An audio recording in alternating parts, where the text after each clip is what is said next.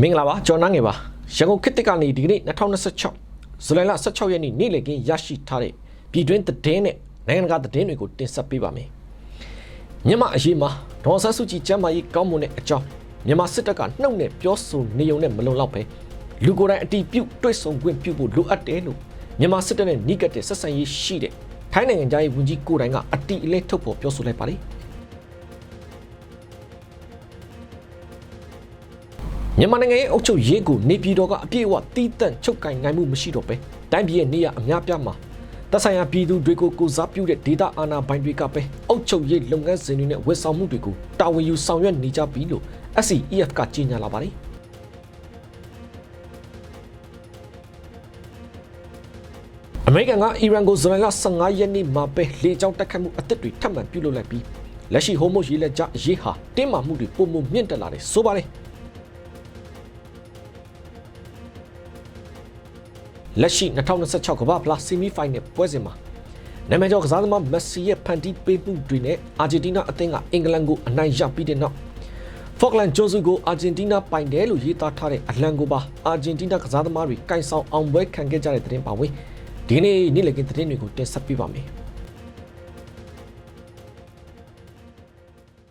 အခုပထမဆုံးတင်ဆက်ပေးခြင်းတဲ့သတင်းကတော့မြန်မာအရေးမှာဒေါ်ဆန်းစုကြည်ကျမ်းမာရေးကောင်းမွန်တဲ့အကြောင်းမြန်မာစစ်တပ်ကနှုတ်နဲ့ပြောဆိုနေုံနဲ့မလုံလောက်ပဲလူကိုယ်တိုင်အတီးပြုတ်တွေ့ဆုံခွင့်ပြုဖို့လိုအပ်တယ်လို့မြန်မာစစ်တပ်နဲ့နှိကတဲ့ဆက်ဆံရေးရှိသူထိုင်းနိုင်ငံသားရေးဝန်ကြီးကိုယ်တိုင်ကအတီးလင်းထုတ်ပေါ်ပြောဆိုလိုက်ပါတယ်။ဒါကတော့ဇူလိုင်လ15ရက်နေ့ဖြစ်တဲ့မနေ့ကပဲထိုင်းနိုင်ငံဘန်ကောက်မြို့မှာပြုလုပ်တဲ့နိုင်ငံတကာတန်တမန်တွေနဲ့ရှင်းလင်းပွဲမှာထိုင်းနိုင်ငံသားရေးဝန်ကြီးစီယာဆက်ကိုယ်တိုင်ပြောလိုက်တာဖြစ်ပြီးမြန်မာစစ်တပ်ရဲ့ပြောဆိုချက်တွေကိုလက်တွေ့အတီးပြုတ်နိုင်မှုအတွက်အာဆီယံမြန်မာနိုင်ငံဆိုင်ရာအထူးကိုယ်စားလှယ်ကိုဒေါ်ဆန်းစုကြည်နဲ့မျက်နှာချင်းဆိုင်တွေ့ဆုံခွင့်ပေးဖို့လိုအပ်တယ်လို့အတီးလင်းပြောလိုက်တာပါ။ဒါအပြင်ထိုင်းဆိုရအနေနဲ့လဲလာမဲ့လူသားချင်းစာနာထောက်ထားရေးခီးစဉ်အတွင်းအာဆီယံအထူးကိုယ်စားလှယ်ကိုဒေါ်ဆန်းစုကြည်နဲ့တိုက်ရိုက်တွေ့ဆုံခွင့်ရရှိစေဖို့မြန်မာစစ်တပ်စီတရားဝင်တောင်းဆိုထားပြီးအဲ့ဒီတွေ့ဆုံမှုဟာနိုဝင်ဘာလမှာကျင်းပမယ်အာဆီယံထိပ်သီးအစည်းအဝေးမတိုင်ခင်ယုံကြည်မှုတည်ဆောက်ရေးအတွက်အရေးကြီးတဲ့ခြေလှမ်းတစ်ရပ်ဖြစ်တယ်လို့လဲရှုမြင်ထားတယ်လို့ထိုင်းနိုင်ငံသားရေးဝန်ကြီးကတန်တမန်တွေနဲ့ရှင်းလင်းပွဲမှာဆက်ပြီးပြောတော့ပါတယ်။ထိုင်းနိုင်ငံကမြန်မာနိုင်ငံကိုအာဆီယံလုပ်ငန်းစဉ်တွေတဖြည်းဖြည်းပြန်လည်ပါဝင်လာစေဖို့အခြေအနေကိုအကဲဖြတ်ပြီးအစစ်အစစ်ပြန်လည်ဆက်ဆံတဲ့မူဝါဒကိုကျင့်သုံးနေပြီမြဲ။အဲ့ဒီထိတွေ့ဆက်ဆံမှုတွေအတွက်မြန်မာစစ်တပ်ဘက်ကရတားတွေအပေါ်အကြမ်းဖက်မှုရော့ကျလာမှုလူသားချင်းစာနာမှုထောက်ထားရေးအကူအညီတွေလွတ်လပ်စွာရောက်ရှိနိုင်မှုအပြင်နိုင်ငံရေးဆွေးနွေးမှုတိုးတက်လာတာနဲ့နိုင်ငံရေးအကျဉ်းသားအလုံးပြန်လွှတ်ပေးမှုဆိုတဲ့အချက်၄ချက်နဲ့ဆက်လက်အကဲဖြတ်သွားမယ်လို့လည်းပြောပါတယ်။အာဆီယံနိုင်ငံသားရေးဝန်ကြီးတွေနဲ့မြန်မာစစ်တပ်ဘက်ကနိုင်ငံသားရေးဝန်ကြီးတို့ကြားမကြာသေးခင်ကပြုလုပ်ခဲ့တဲ့အလွတ်သဘောတွေ့ဆုံမှုဟာ2021ခုနှစ်ဆယ်အာဏာသိမ်းပြီးတဲ့နောက်ပိုင်းပထမဆုံးလူချင်းတွေ့ဆုံမှုဖြစ်တယ်လို့လည်းထိုင်းနိုင်ငံသားရေးဝန်ကြီးစီယာဆက်ကပြောပါတယ်။ဒါ့အပြင်မြန်မာစစ်အုပ်စုကလက်ရှိမြန်မာနိုင်ငံဆိုင်ရာဘုံသဘောတူညီချက်၅ချက်အကောင့်ထဲပေါ်ရမှာတိုးတက်မှုအနည်းငယ်သာရှိသေးတယ်လို့အာဆီယံကပြောဆိုထားပါတယ်။မြန်မာစစ်တပ်ဘက်ကတော့အခုနှစ်အစောပိုင်းမှာဒေါ်ဆန်းစုကြည်ကိုအကျဉ်းထောင်ကနေနေပြည်တော်ကနေအိမ်အချုပ်ပြောင်းရွှေ့ထားတယ်လို့ကြေညာခဲ့ပေမဲ့ဘာတစ်ခုမှအတည်ပြုလို့မရတဲ့အတွက်မိသားစုဝင်တွေနိုင်ငံတကာတန်တမန်တွေနဲ့ဥပဒေအကျိုးဆောင်တွေကအဲ့ဒီပြောဆိုချက်ပေါ်တန်တရားရှိနေစေဖြစ်ပါတယ်။ဒါအပြင်လွတ်လပ်တဲ့စုံစမ်းစစ်ဆေးမှုတွေနဲ့လူကိုယ်တိုင်တွားရောက်တွေ့ဆုံခွင့်တောင်းဆိုမှုအားလုံးကိုလည်းမြန်မာစစ်တပ်ကညှင်းပယ်ထားပြီးဒေါ်ဆန်းစုကြည်ကို2022ခုနှစ်နှောင်းပိုင်းကတည်းကလူမြင်ကွင်းမှာမတွေ့ရတော့သလိုအတန်လည်းမကြားရတော့ဘူးလို့လည်းထိုင်းနိုင်ငံသားရေးဝန်ကြီးကပြောဆိုထားပါသေးတယ်ခင်ဗျတစ်ဖက်မှာတော့မြန်မာနိုင်ငံရဲ့အုပ်ချုပ်ရေးကိုနေပြည်တော်ကအပြည့်အဝတီးတန့်ချုပ်ကင်နိုင်မှုမရှိတော့ပဲတိုင်းပြည်ရဲ့နေရအများပြားမှာတပ်ဆိုင်ရာပြည်သူတွေကိုကိုစားပြုတဲ့ဒေသအာဏာပိုင်တွေကပဲအုပ်ချုပ်ရေးလုပ်ငန်းစဉ်တွေနဲ့ဝန်ဆောင်မှုတွေကိုတာဝန်ယူဆောင်ရွက်နေကြပြီလို့ SCEF ကကြေညာလာပါတယ်ဒါကတော့ဇူလိုင်လ12ရက်နေ့နဲ့13ရက်နေ့ကထိုင်းနိုင်ငံမှာအာဆီယံလက်ကျဥက္ကဋ္ဌရဲ့မြန်မာနိုင်ငံဆိုင်ရာအထူးကိုယ်စားလှယ်ဖြစ်တဲ့ဖိလစ်ပိုင်နိုင်ငံသားရေးဝန်ကြီးရဲ့ဖိတ်ကြားချက်နဲ့ KNU, KIO, CNF နဲ့ KND ကိုယ်စားလှယ်အဖွဲ့တို့တွေ့ဆုံဆွေးနွေးအပြီးထုတ်ပြန်ခဲ့တာဖြစ်ပါတယ်။ဖော်ပြချက်အရဒီကနေ့မြန်မာနိုင်ငံရဲ့အုပ်ချုပ်ရေးကိုနေပြည်တော်ကအပြည့်အဝတည်တံ့ထိန်းချုပ်နိုင်တဲ့အခြေအနေမရှိတော့ပဲနိုင်ငံအနှံ့အပြားမှာရှိတဲ့ဒေသတွေမှာသက်ဆိုင်ရာပြည်သူတွေကိုကိုစားပြုတဲ့ဒေသအာဏာပိုင်တွေကသာအုပ်ချုပ်ရေးတရားစီရင်ရေးပြည်သူ့လုံခြုံရေးနဲ့ပြည်သူ့ဝန်ဆောင်မှုတွေကိုတာဝန်ယူဆောင်ရွက်နေကြပြီလို့ SCEF ရဲ့ထုတ်ပြန်ချက်မှာကြေညာလာတာပါဒီအခြေအနေကိုအတိမတ်ပြုထားတဲ့နိုင်ငံရေးချင်းကပ်မှုကပဲအနာဂတ်ငြိမ်းချမ်းရေးအတွက်လိုအပ်တယ်လို့ထုတ်ပြန်ချက်မှာဖော်ပြထားပါသေးတယ် ဒါပြင်အရင်ကနိုင်ငံရေးယူဆချက်တွေအပေါ်အခြေခံထားတဲ့ငြိမ်းချမ်းရေးလုပ်ငန်းစဉ်တွေဟာရေရှည်တည်တဲ့အဖြစ်ကိုမပေးနိုင်ဘူးလို့လည်း SCEF ကဆိုထားပြီ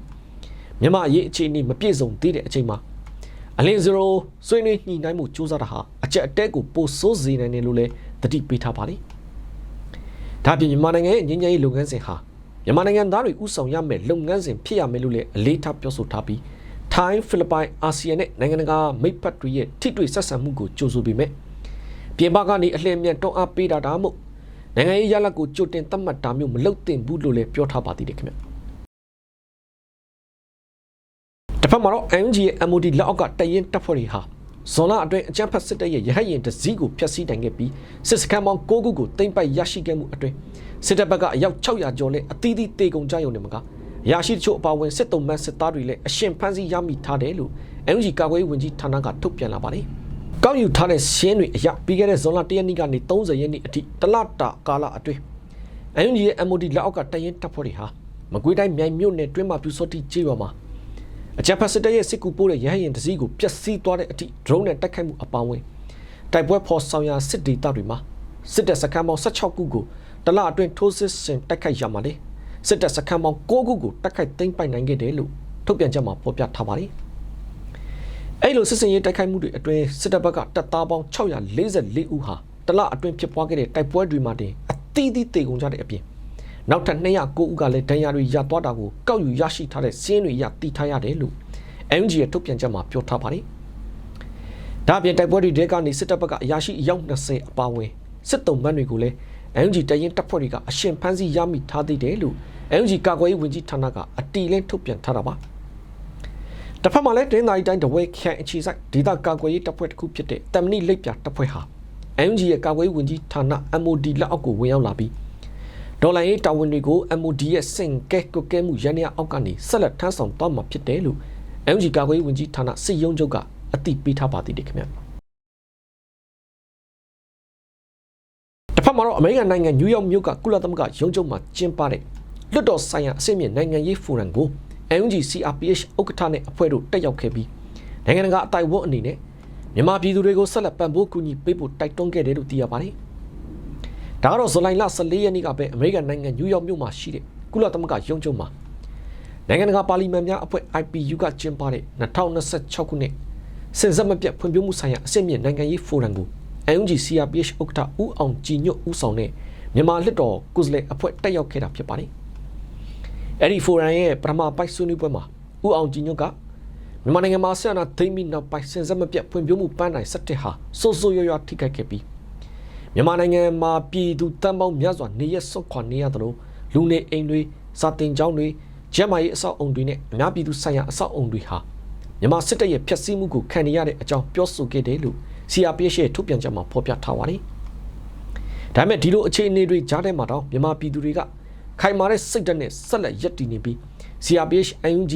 တိုင်းသားတော်လှန်ရေးအဖွဲ့အစည်းတွေရပ်ဖက်အဖွဲ့အစည်းတွေနဲ့ဒေသခံအဖွဲ့အစည်းတွေပူးပေါင်းပြီးတော့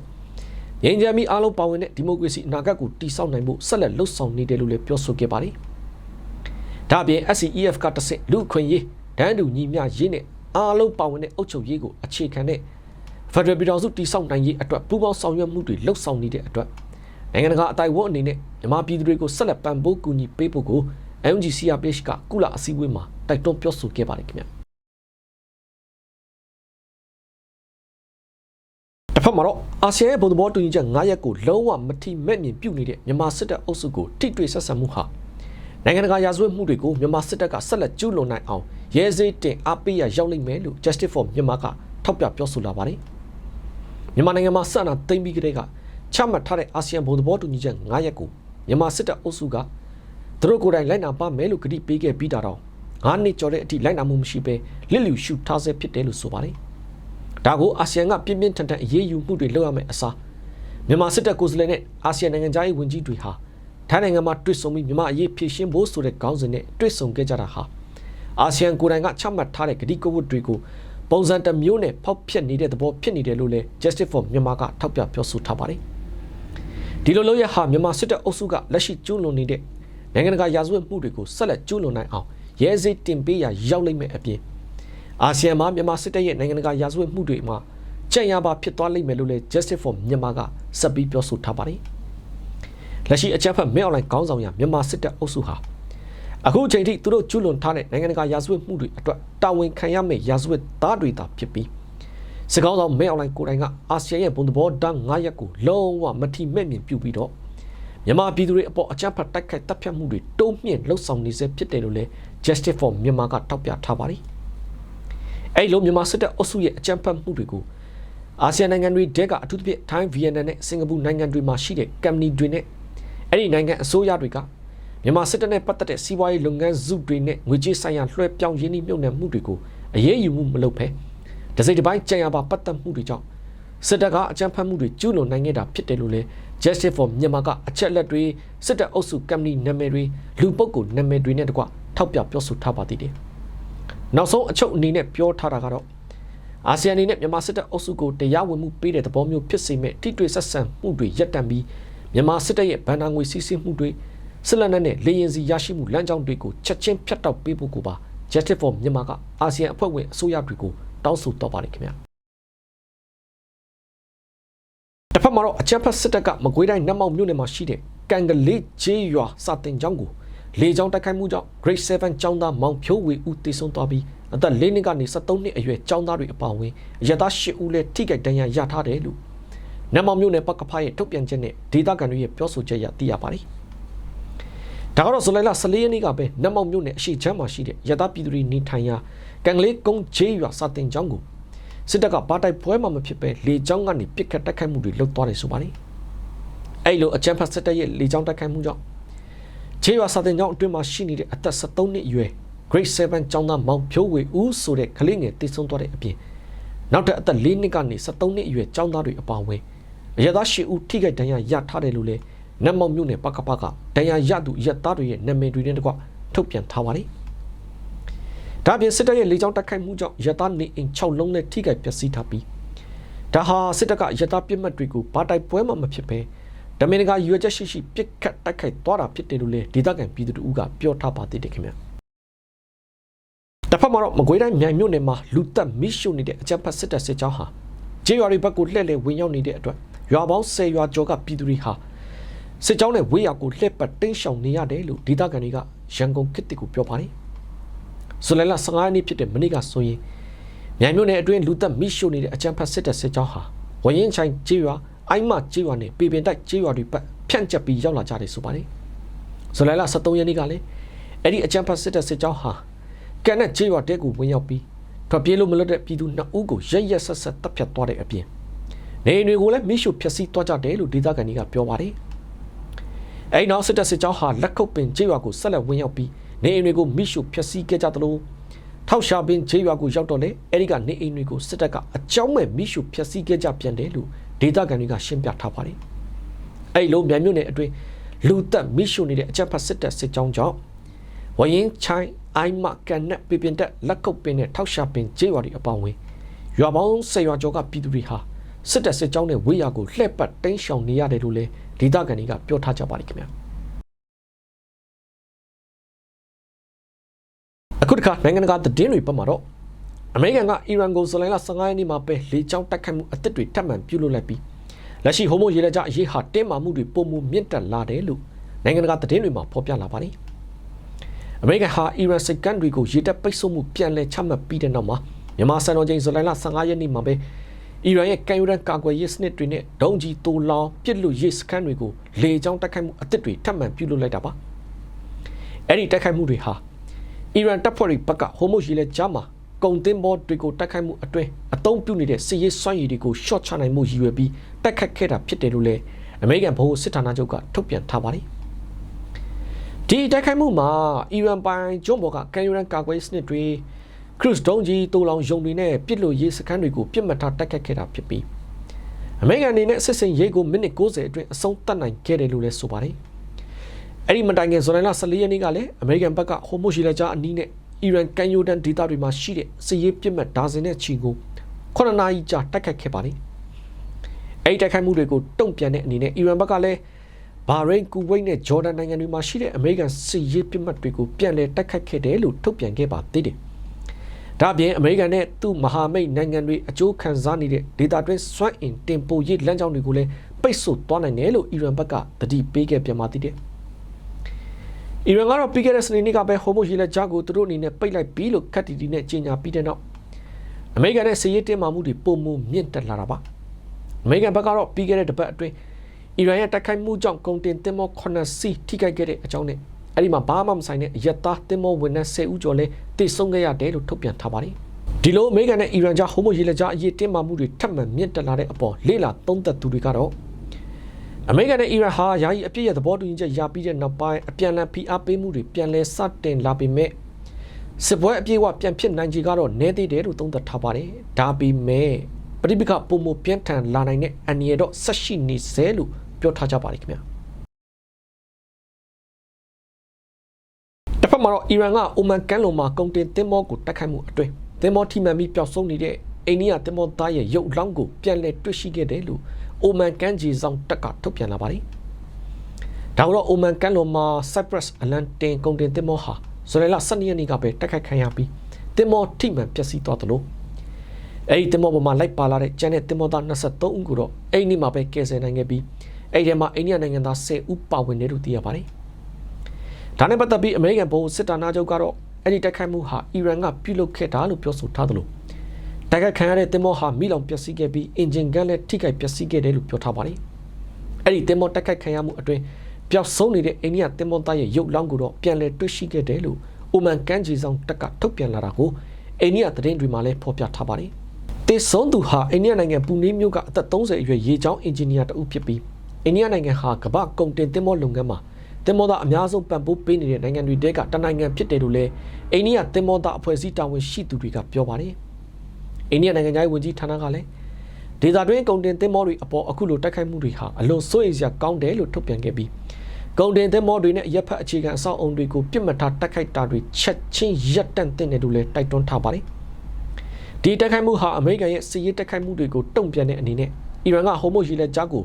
ပိတ်ပစ်ကြောင်းကြေညာပြီးပင်လယ်ကွေ့ဒေသနိုင်ငံတွေကိုဒုံးကျည်တွေနဲ့ drone တွေအသုံးပြုတိုက်ခိုက်ခဲ့တဲ့ကာလအတွင်းဖြစ်ပွားခဲ့တာဖြစ်ပါတယ်ခင်ဗျာ။တစ်ဖက်မှာတော့ပြင်သစ်နိုင်ငံလွှတ်တော်ကကုသလို့မပြောက်ကင်းနိုင်တဲ့ယောဂဝေဒနာတွေကိုခံစားနေရသူတွေအတွက်ကုညီသိဆုံးခွင့်ဥပဒေကိုအတည်ပြုလိုက်ပြီးဖွဲ့စည်းပုံအခြေခံဥပဒေကောင်စီရဲ့နောက်ဆုံးအတည်ပြုချက်ရရှိမယ်ဆိုရင်ပြင်သစ်နိုင်ငံမှာတရားဝင်အသက်ဝင်လာတော့မှာဖြစ်တယ်လို့ပြင်သစ်သတင်းတွေမှာဖော်ပြထားပါတယ်။ဒီဥပဒေဟာသမ္မတမက်ခရွန်က2022ခုနှစ်မှာဒုတိယသက်တမ်းပြန်လည်ရွေးကောက်ခံရပြီးတဲ့နောက်မဲဆွယ်ကတိပြုခဲ့တဲ့အတိကလူမှုရေးပြုပြင်ပြောင်းလဲမှုတွေတဲကတစ်ခုဖြစ်ပါတယ်။အကယ်လို့ဥပဒေအသက်ဝင်လာခဲ့ရင်ပြင်သစ်နိုင်ငံဟာနယ်သာလန်၊ဘယ်လ်ဂျီယံ၊ဆွစ်ဇာလန်နဲ့ကနေဒါတို့လို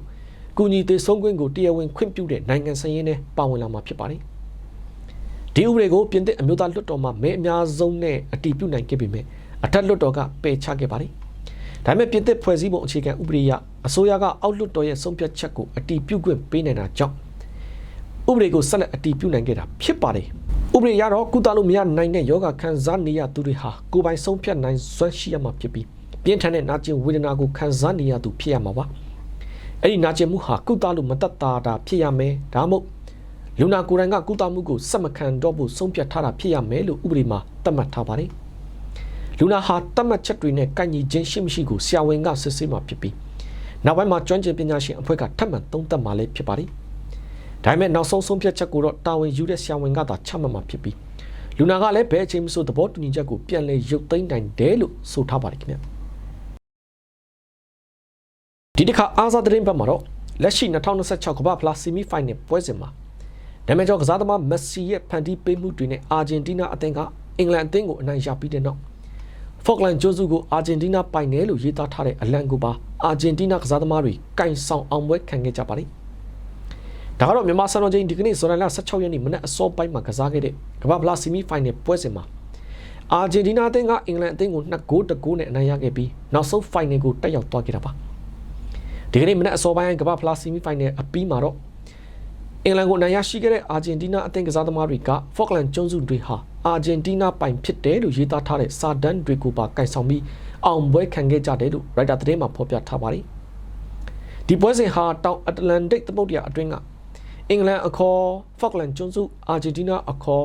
မာဗီနက်စ်ကျွန်းရဲ့အချုပ်ချာအာဏာပိုင်ဆိုင်မှုအပေါ်နှစ်ပေါင်းများစွာအငင်းပွားနေတဲ့နိုင်ငံရေးတင်းမာမှုနောက်ခံသမိုင်းကြောင်းတွေနဲ့အတူရှင်ပြိုင်ခဲ့ကြတာဖြစ်ပါတယ်။အာဂျင်တီးနားအသင်းဟာ1982ခုနှစ်မှာအဲ့ဒီကျွန်းစုတွေကိုဝင်ရောက်ခဲ့ပူးပေမဲ့လည်းအဲ့ဒီအချိန်ကဗြိတိန်ဝန်ကြီးချုပ်မာဂရက်တက်ချာဟာရေတပ်စစ်စင်ရေးတပ်ဖွဲ့ဆေလွတ်ခဲ့ပြီးတဲ့နောက်